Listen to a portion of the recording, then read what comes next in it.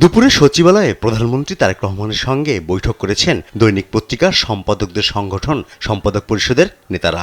ঘণ্টাখানেকের আলোচনায় গণমাধ্যমের বিভিন্ন আইনের সংশোধনী, সাংবাদিকদের বিরুদ্ধে দায়ের করা ঢালাও মামলা নিয়ে আলোচনা হয়।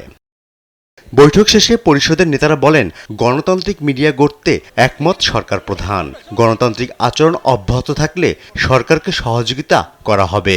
অনেকগুলো বিষয়ে যে রিভিউ করা দরকার সেগুলো তিনি সম্মত হয়েছেন এবং বাংলাদেশে একটা গণতান্ত্রিক মিডিয়া রেজিম করবার জন্যে সংশ্লিষ্ট সকল পক্ষের সমন্বয়ে একটা পরামর্শক কমিটি করে জুন মাস ধরে কাজ করে জুলাইয়ের কোনো একটা সময়ে একটা চূড়ান্ত একটা রিপোর্ট তৈরি করে তার আলোকে একটা গণতন্ত্র পরায়ণ আইন তৈরি করবার জন্যে আমরা সম্মত হয়েছি।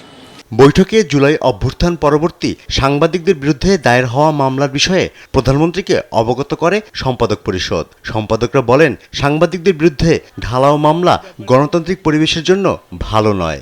দৃঢ়ভাবে বলেছি যে এই সাংবাদিকদের বিরুদ্ধে হত্যা মামলা এবং এত ধরনের মামলা এটা গণতান্ত্রিক দেশের পরিবেশের জন্য ভালো নয়, এই সরকারের ভাবমূর্তির জন্যও ভালো নয়। উনি এটা নিয়েছেন এবং উনি খুবই আন্তরিকতার সঙ্গে উনি এটা গ্রহণ করেছেন এবং বলেছেন যে ওনারা পরীক্ষা করবেন। তথ্যমন্ত্রী জানান, সাংবাদিকদের বিরুদ্ধে মামলার বিষয়টি খতিয়ে দেখার নির্দেশ দিয়েছেন প্রধানমন্ত্রী।